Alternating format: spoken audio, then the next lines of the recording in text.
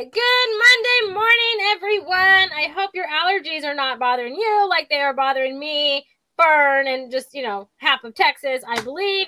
But it is a, cloudy Monday morning where I am. But you guys are listening to Author Talk. You guys know me, Amy, here with Russell, Fern. Our lovely guest today is DC Gomez. So you guys, hey, how is everybody doing? Good? It's great. Amy, you're going to be sick for like the next 8 years. Russell, why you got to be a Debbie Downer on my Monday morning, man? Like, come on. You have so many babies. They're going to bring everything on for the next 8 years. You're going to be sick just like Fern was, like, for her entire teaching career, right, Fern? This is very true. Children are germy. They're just germy. That's just true. I called them. True. I called them Petri dishes while I was on cruise. Petri dishes to be avoided.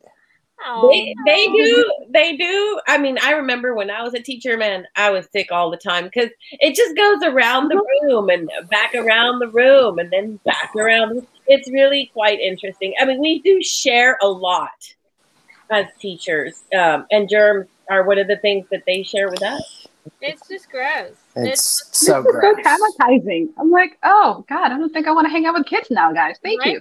No, I'm telling you. Right. Yeah. I don't either. They're wonderful. They're wonderful. I mean, they're worth the germiness. They're worth the germiness. As a germaphobe, I can tell you they're not. Also, you have grandbabies. So guess what? The germiness is going to be around you too. That's different. No, it's not different. Grandbabies are different, man. I get it. I understand. No, they're not. They're just as germy. No. I was gonna say they're just as germy, but they're wonderful. They're wonderful. Kids are wonderful. Yeah. I mean, I do still like. I'm working right now in collaboration with writers in the schools. So I go into like 4th grade, 5th grade classrooms, and I teach writing and stuff. And it's it's beautiful because they are so innocent. Their minds are so open. They are able to just stretch into the realms of imagination with no difficulty, and they're hopeful. They really are beautifully hopeful beings. And that's what we need as adults, because the world around us sometimes is a little too depressing. We need hopefulness. So children just feed that beautiful. Yeah. They're also really good at telling you what they think and not even questioning about it. They'll just say whatever's on their mind with no. It's like, oh my God. They are the most honest people in the sweetest way, but they are the most honest people. If you want to know the truth, go ask a kid, okay? They will tell you the truth, and they won't feel bad or sugarcoat it. They'll be like, yeah, no, that outfit looks awful. And you're like, what? I felt pretty good in it. Like, oh my gosh, my kids are very good at that. But what all did everybody do this weekend? And Russell, you're usually my person that did a lot of fun stuff. What'd you do? I took care of my granddaughter so that my daughter and her husband could go feed the twins in the hospital. They got on bottles for the first time. As everyone knows, my daughter just had genetically identical twin little girls. Wow. And so my job as both a father and a grandfather this weekend was to babysit my granddaughters, so my other granddaughters could spend time with their parents. And that was an important part of my weekend. I also went to that farmer's market that I think is magical. Oh, yes. Nice. Yes. Fern, what about you? What did you do, my friend? Well, I spent the weekend with my brother and his wife, who came over to our house to hang out. We started a Bond marathon. There are 25 movies. Yes. How far did you get? We just finished The Man with the Golden Gun. Oh, so, okay. Yeah. All right. Yeah. All right. We're in the middle of Roger Moore's version of James Bond. And I have to say that the conversation I've been watching about James Bond and the role of women and male gender, male female, relationships on there, it is very interesting I'm watching the evolution of that. Yeah. Of how Bond treats women. And it's true. I mean, I think Bond in the beginning was somewhat of a rapist. I mean. Well, I think it was in A Man with a Golden Gun where he's first time I ever saw James Bond slap 2 or 3 times one woman in one scene. It's a pretty shocking scene. Yeah. I think it was shocking even at the time. Yeah, it was, because I don't think he'd ever, he like roughly moved a few in a couple other movies. I'm not talking about fighting like they did in the later Russian movies. I'm talking about she wouldn't answer his questions, so he slapped her 3 times hard. Yeah. It was quite shocking. Yeah, it's very interesting. And I think it's in, not Dr. No, but it's in one of the ones where he's in it starts off with him at a like a spa resort or clinic or something. Yeah. And he blackmails this one nurse, tell her boss about an incident. Thunderball. Yeah. Thunderball. And he basically blackmails her into being sexual with him. And it's like, dude, that was just like so inappropriate. It's very, if that scene occurred today in a movie, it would, something bad would have to happen to that guy, because there would have to be repercussions to that action for moviegoers. It's quite. I don't know. You take the whole Thrones HBO series. I think there was a lot worse in that. No, well, yeah. Well, yeah, but Game of Thrones though is couched in medieval times, in a medieval-esque world. Oh, so that way we can pretend it's okay. Well, we could pretend that. I get that. The way the world can't we pretend like it's James Bond that it's okay too? Well, actually, good morning, Vola. Hey guys. That's actually the conversation that's going on. Like, so we're not going to try to go back and redo Bond. This was how it was at that time in our society. I mean, so it's interesting to study Bond in the reflections of how gender relationships have changed and how the Bond girl has evolved. You know? It's an interesting study as I've been looking at them, to watch that dynamic. And, like the ladies in the first movies, they really were just pretty useless. I mean, they were just decoration. But as it's been going forward, the women have a more powerful role. They're starting to have more, agency and be more active participants in the adventures and stuff. So it's interesting to watch that evolution. And I think that that's where film is a beautiful thing, that we can look at how our society has evolved, how far we've come, and how far we still have to go. Yeah. Okay, so you thought a lot this weekend. You okay? Yes. I sat there, with a sinus infection and watched James Bond. So yeah. Hey, okay. DC, what about you? I actually was teaching classes this weekend. I have a coaching program that I do for my clients. And this weekend was one of the ones that I introduced to everybody on Facebook. So I've been teaching a lot this weekend. It didn't have that many reflections about Bond, and I love Bond, but now the firm mentions it. It is an interesting perspective of our society and where we're going and how much time it takes for us to evolve when you're thinking about it. So I've been doing a little bit of everything. Yeah. Nice. Well, good morning, everybody that is watching. My mom, Greg, with the Con Hour, and Facebook user, good morning to everybody. But no, this weekend I was taking care of my kids, sending my husband off to, San Antonio. And then I packed up yesterday and brought my girls to my mom's house. And so, it's just, it's a plague household is what I call it. I don't feel like I'm ever going to get out of this plague, but at least it's just runny noses. Okay. Like I can deal with runny noses over vomiting. Okay. Any day. Yeah. I agree. Yeah. I concur. So it is all good. So if your throat is scratchy or, you feel like you have a head cold, you are not alone, my friend, because I feel the same way. I don't have a head cold, but my throat is scratchy. I sound nasally, but I can breathe just fine. So, Russell said it earlier when we got on. I did not have the most happiest face on. So, it's just my face. I'm sorry. Well, I was just trying to uplift you. That's what I did. Oh, yes. Make people feel better about themselves. Oh, if I can for a second, I'd like to talk about what Fern and I are doing tomorrow. Yeah, no, I would love to. Let us know. I was invited to speak at the Brayburn Country Club Book Club. I've actually spoke there a couple of years ago, and they asked me to come back. And I thought I'd take Fern along with me because not only is she my publisher and an editor, but she's a great straight man. So I will have many references to Fern, and I'm sure she'll be fighting back, much like we do on this show. And I look forward. I love these people. These are serious readers that love to laugh. And so I'm looking forward to seeing them tomorrow and having fun with Fern and entertaining them. Yeah, Anami Book Club. They're really nice. They're really, really nice.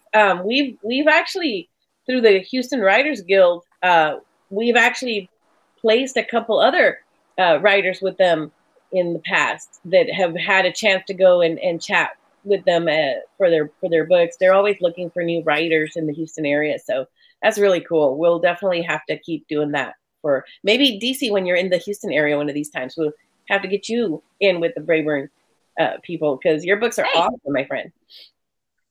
I would love to. Sounds like a blast. Absolutely. Yes. It's a big group too. So Yeah. DC, you ought to think about that. Yes. When you So say big group, how I big wish is the I knew group? who our Facebook user was. It's Valerie. Because thank you. That's who it is. It's Valerie Sweden. Oh, I looked it up.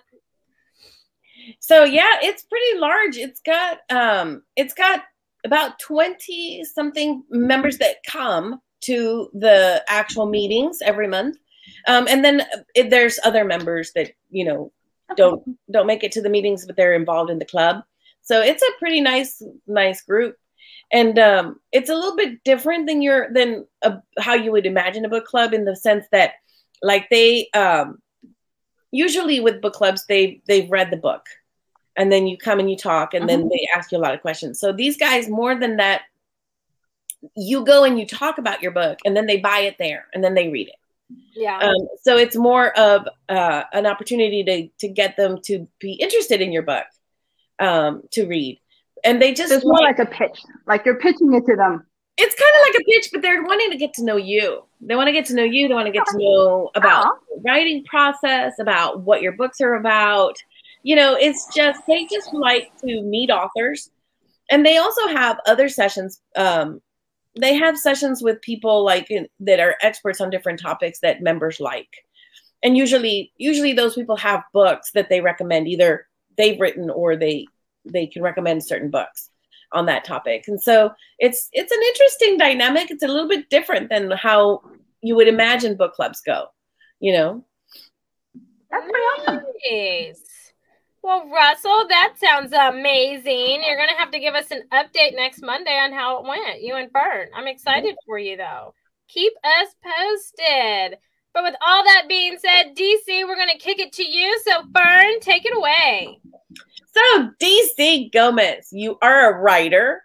Poor thing. I don't know. Those of us who fell into this profession, it's a beautiful, hardworking profession. So, talk to us about your writing, my friend. What made you decide to become a writer? So I'm really a storyteller by heart. I love telling stories, but I actually started as a filmmaker. So my background's in film and television.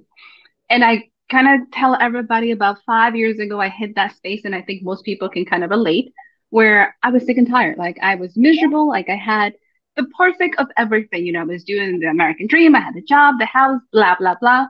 But I wasn't being creative.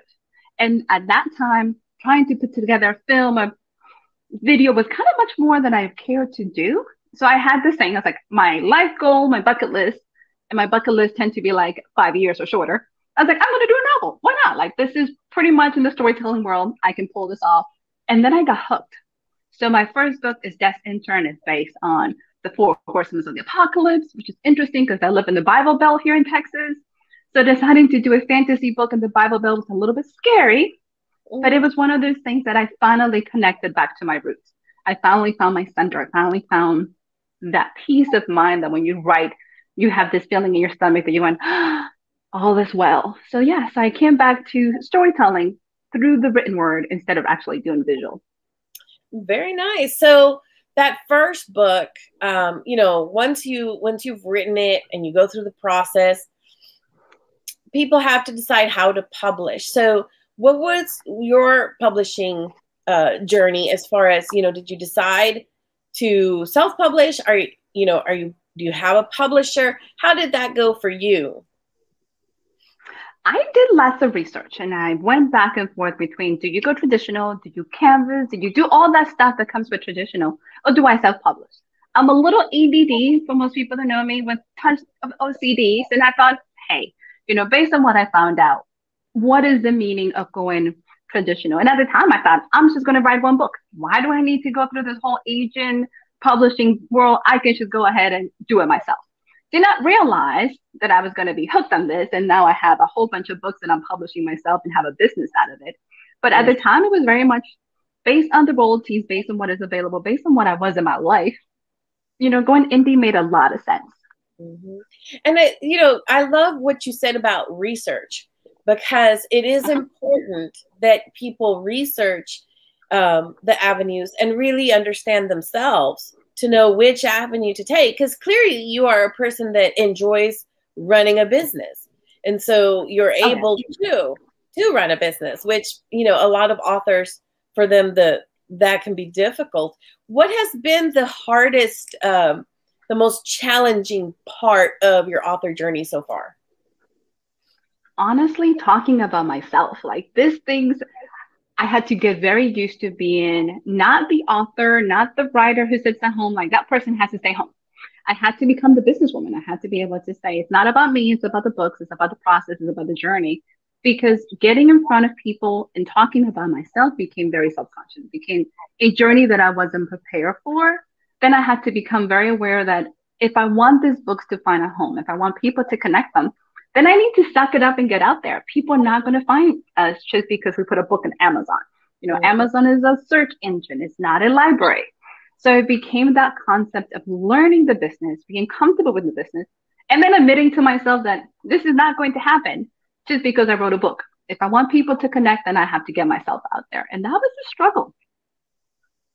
You seem like a really outgoing kind of person, though, you know, and I get this all the time, you know, oh, for you, you seem so extroverted. What do you mean it's hard? What do you mean it's difficult for you to be out there and talk to people? You know, that can be very difficult. People don't understand. Just because you can do it doesn't mean that it's easy for you to do it. So kudos for you to you for, you know, being out here and working your business, because a lot of authors are still very shy, and we're all very shy, you know, in general in our profession. And so it's difficult to get out there and chat. So your first book was about the 4 Horsemen of the Apocalypse, fantasy. So talk to us about a little bit about your books. And did that turn into a series, or are they mostly standalones? You know, what kinds of things do you write, my friend? I am the little kid who can't make up her mind what I want to write. So I have multiple genres. So I have Death Intern. It is 1 of 5 novels, has a total of 8 books in this series. It is all very series oriented. I found out that I enjoy doing series. It doesn't have to be long, but I really like them. So I do urban fantasy. I do children's. I do women's lit. I even do devotionals. This is how much my mind just kind of fluctuates. And whatever the wind, you know, whatever you feel like, I figure you should explore it. But being very comfortable with the fact that just because you have different genres, the marketing side becomes very, very difficult. You know, it is easier to stick to one genre and roll with that. You know, people get comfortable, people get connected. My readership is very brand oriented. You know, they follow DC, not so much the genres themselves, just because I jumped around so much, which becomes a little difficult for some people to understand. Yeah, but it's interesting how many readers out there do read across genres. So you are able to tap into a wider range, because you know, people may pick you up for one genre and then span over to another one. So that there are pros and cons to that. Yeah. And then there are readers who are, you know, kind of, they favor one genre and that's all they like to read. I'm very curious about the devotionals, because that is something that is a nonfiction writing genre that is very unique. How did you decide to do that? You know, what motivated you to do a devotional? Can I just tell you God did? Can I just put it out there and be honest about it? At no point in time did I ever thought I was going to do devotionals. That was not something that I thought about it. I say it kind of jokingly now because it's been a minute. I didn't know and I wasn't comfortable saying that I was going to be a Christian author. I wasn't sure about that. So this devotionals became Conversations with God, and there's a book named that if anybody wants to check it out. I wanted to write a book to be a companion series for my teaching classes. I wanted to give my viewers and my readers something to help them. So it's called the Dare Collection. So it's Dare to Believe, Dare to Forgive, Dare to Love. It is all very self-help oriented. It's based on scriptures. But when the idea came, it traumatized me. I did not at all, and I say this passionately, was prepared to write a devotional because it became those questions in my head. Who am I to write this? Am I who's going to read it? By the way, I write about demons and devils. Why in God's name am I going to know? So when that happened, I had to do a lot of self-healing with myself and a lot of self-talk about what am I doing and how did this happen? The result has been much more of a journey for me as well as the readers to truly figure out, do I believe in what I say I do? Do I believe in my own passion? And can I motivate others? But the process itself compared to writing a novel is completely different. Like the structures is different, how I present the material and being able to be concise in a very format that people can follow is very different.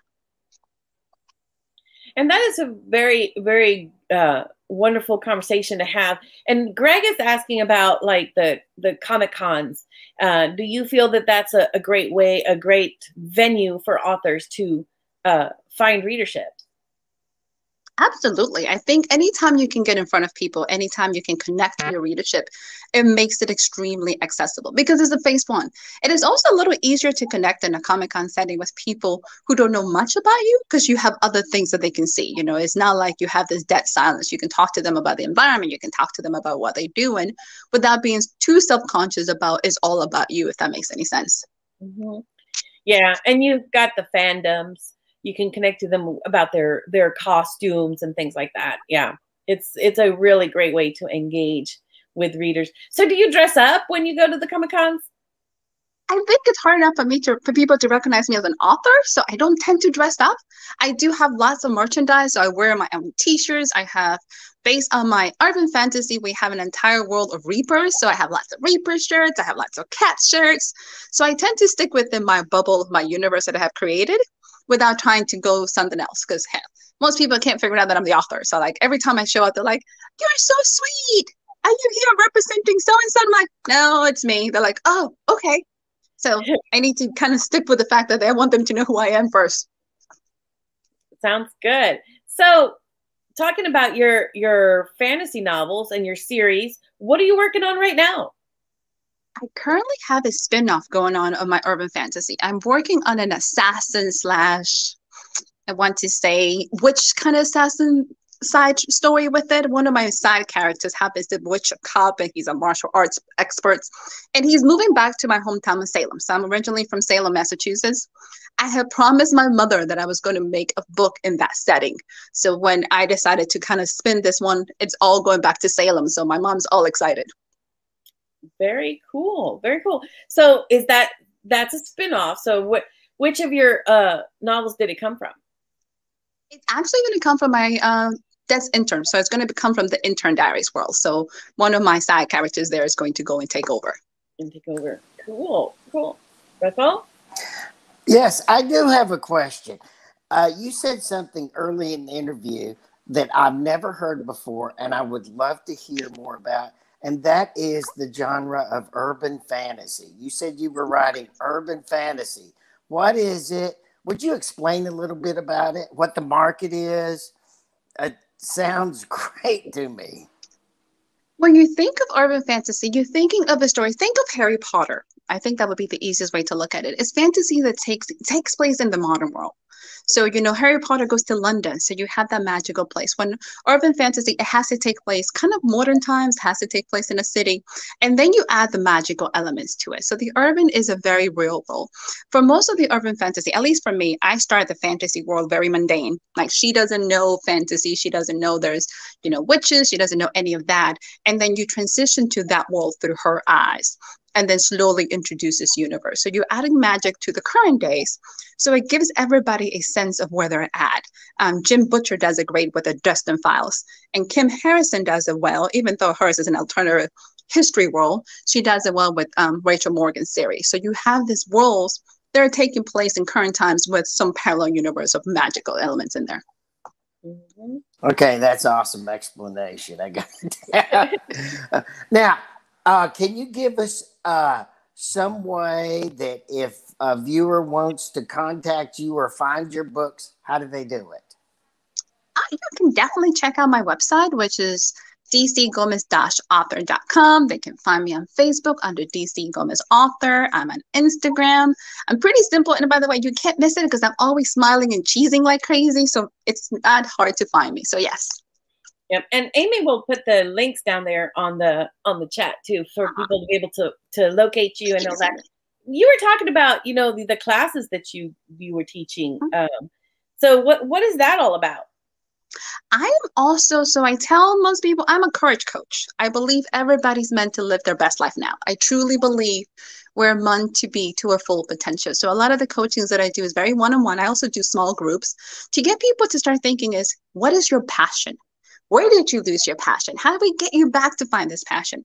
How do we get you back to dreaming? Because a lot of the times is adulting can be overrated. Adulting can get boring. But if you lose your passion and you lose where you're at in your life, what's the point of living? So a lot of my coaching is to get people back into that place in their lives, especially creative individuals like I was. 5 years ago, I was stuck and it became that rat race. If I can get people back to dreaming, if I can get back to them knowing that their dreams are worth fighting for, then I think people tend to be a lot happier every day.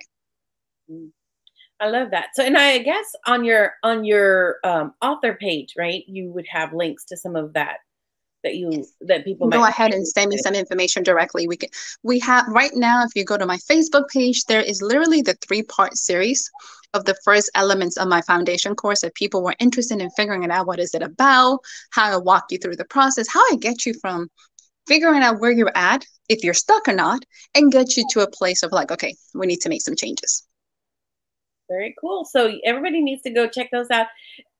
And speaking of, you know, teaching and courses and things like that, learning opportunities, I'm going to throw in here the Houston Writers Guild, because the Houston Writers Guild has a conference coming up. It's called Indie-Palooza. It is the weekend of October 9, 10, and 11. We will be having our opening session. It's all about writing coaches versus editors. You know, what is the difference between just an editor and a coach, and how coaching works with the amazing Max Regan. And we have a full day on Saturday of panels, indie filmmaking panels, podcasting panels, you know, connecting to bloggers and reviewers and how to make the most of those, and just a whole host of amazing information and presenters who are going to be presenting on Saturday. And then we have a Sunday workshop on embedding. How do you embed information, make it so that people can see it and feel it and they are in the scene and it isn't just, you know, info dumpy. So you are not going to want to miss this. It is a virtual conference. So come in your PJs, you know, no pants required. Just don't stand up if you don't have pants. Don't stand up. Or if you do, be like, I have pants on. Okay. Like that's what I've started doing. I'm going to stand up, but I have pants on. Okay. I promise I do. So, you know, come comfortable and come enjoy a wonderful, wonderful weekend of learning. If that weekend you are booked because you have, I know there's some Comic-Cons going on. I mean, October's a really busy month. We do have recording options. We will be recording the sessions and you can buy the recording packages. And then you will be able to access it at your leisure. So check out the Eventbrite page for the Houston Writers Guild Indie-Palooza Conference and get in on it. It's good stuff. And, you know, we're taking advantage of the fact that it's virtual and bringing in people from like Australia and all kinds of places that, you know, we could never possibly, you know, finance that, you know. So let's take advantage of this moment that we can bring in people from everywhere to learn together in a virtual space. So that's my plug for the Houston Writers Guild, because, you know, I love it. Perfect. perfect placement. Well, I mean, I will say, you guys, Through the Eyes of Authors is meeting tonight. And remember, we did switch our mastermind from Friday at 11:30 to now Wednesday at 9 a.m. So I sent out a calendar invite for everybody that is a part of it. So accept that so you guys get notified, because, you know, we changed it and it, you know, it took an adjustment. Okay, it did. I'm not even going to lie. 9 a.m. I fire on all cylinders. I found out at 9 a.m. After that, it's downhill. Okay, like we'll just be honest. It's downhill after that. My brain is firing all at 9 a.m. So. But yes, you want to join that tonight. But DC, thank you so much for coming on. I look forward to meeting you in person. I believe I met you at Comicpalooza very briefly, but I look forward to meeting you at another Comic-Con in the near future. But with all that being said, closing statements. Russell, I'm going to kick it to you. DC, thank you for coming. I would just like to find out a little bit more about your books, because if I knew that, I would know what characters to tease you that I think you should dress up like at the cosplay. I guess it's a good thing he Because does. see, I'm still into this cosplay. We had this big fight last week or the week before on this channel about it. So I would love to reel you into that argument, but I would need to know a little bit more about some of your stranger characters first. Well, you know, we've got her link over there, Russell. You can go buy. I'm going to look it up. I'm telling you. Come back, Let DC. us know. I'm interested in this discussion. It sounds very fascinating. I'm in. It's awesome. I love it. Fern, what about you? Closing statements, comments? I love DC. I love your books. And people, if you haven't read some of DC's books, you need to get them and read them and enjoy them and follow this amazing author, this amazing person. And hopefully we get you to come teach some stuff for the Houston Writers Guild for springtime. It would be awesome. I would love to. Absolutely. Yes. So, DC, thank you for taking time out of your day this Monday morning to come and talk with us and just talk about your books. We'll have to have you on in the future to talk about your continuation of all of your books, because I know that, you know, a writer never stops. So I know you have more books in you and more to come. And we would love to have you back on. But we hope everybody has a fantastic Monday and a great week. And we'll catch you all next week. Bye, everybody.